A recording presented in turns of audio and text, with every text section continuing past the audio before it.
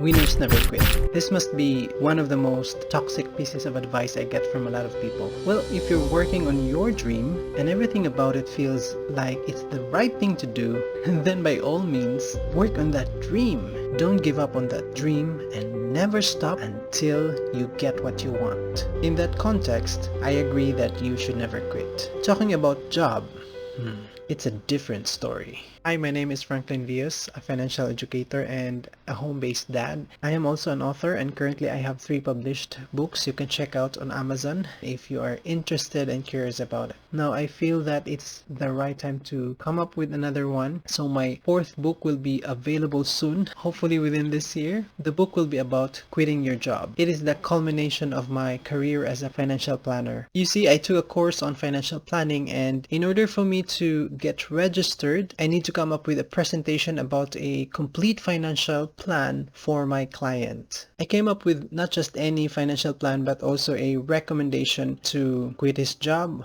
or not. If you're young and if you don't have a huge responsibility on your shoulder, it would probably be easier to quit your job. If you feel like quitting anytime, well, at least that's based on my experience. I've had several jobs since college. Yes, even before I graduated, I already had an experience what it's like to trade your time and your talent in exchange for money. It used to be easier to quit a job, especially if I didn't see the passion I was expecting to get from that job. And yes, after college, I hopped from one job to another because of my salary. My siblings were going to college at that time and I wanted to help them, but my income wasn't even enough for my personal needs. I even had a second job as a graphics artist while I was working as a programmer. It didn't last as long as I had hoped for. Although I was already dabbling in 2 jobs, my income was still not enough. So again, I quit, and the reason was, again, money. In my most recent job, it was a little challenging to quit.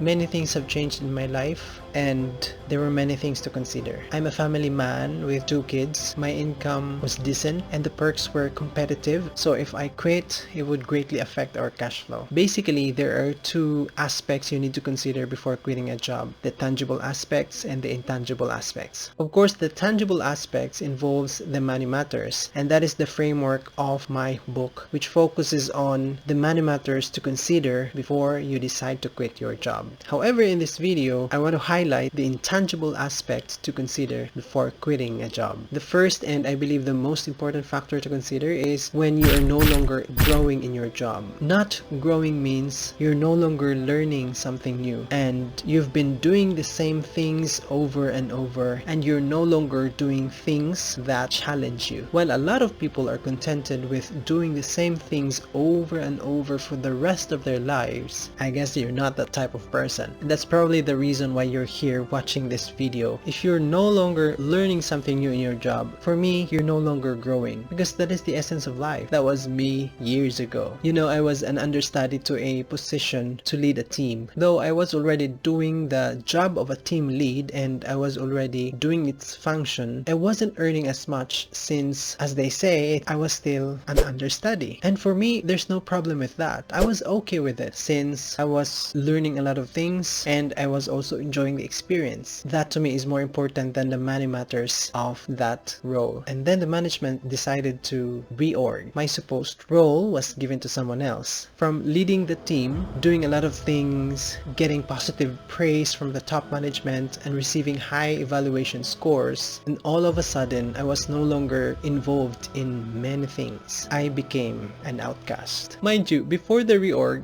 I asked HR why my understudy status was overdue. I felt that it was a bit too long. Do you know what I was told? That position is no longer necessary. But after the reorg, that supposed necessary position was given to someone else, and I was given fewer tasks. And that's when I realized that this was the end of the road. Do you ever feel like your contribution to your job is unappreciated? That's the first thing you need to look at and consider when deciding to quit your job. The second factor is having that confidence constant feeling of burnout. Your patience easily runs out, especially when your superior tries to pin you down. In my first book, I talked about recharging yourself from burnout at work, and I really believe that it's possible, especially if you still see the value of your effort in your job. If the stress is task related, that's fine, that's manageable. But if it's about people crossing the line, talking against you, that's toxic.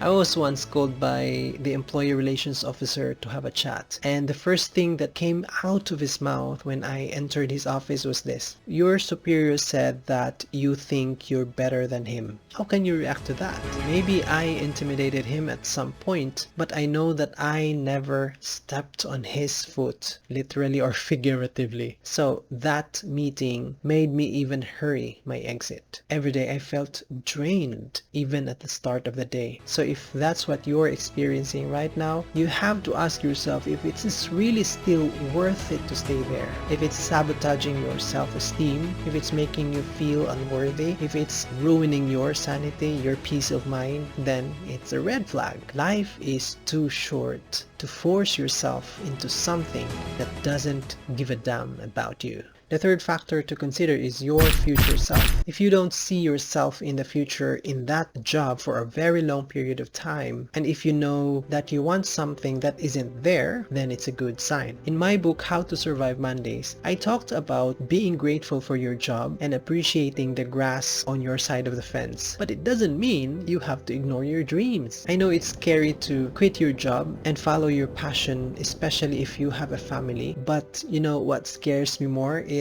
seeing my future self living in regret. I don't want to wake up one day regretting the things I have not done in my life. Following your passion is like chasing uncertainties, but the uncertainties in life are what make life worth exploring. When you explore, you learn. When you learn and you continue to learn, you continue to grow. I know there are a lot of people who remain in their jobs for many years, doing familiar things over and over. They're okay with it, they're earning from it. Some of them are doing great, while others are playing it safe. But that's not me. Since you're here, I would assume that we are on the same page.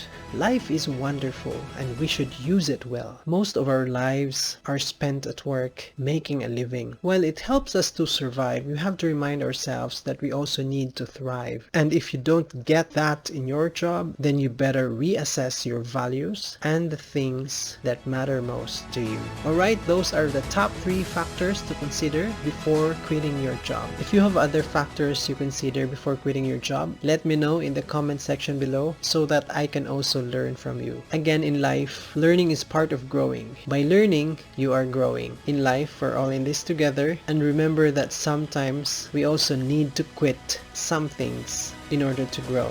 I hope to see you in the next video.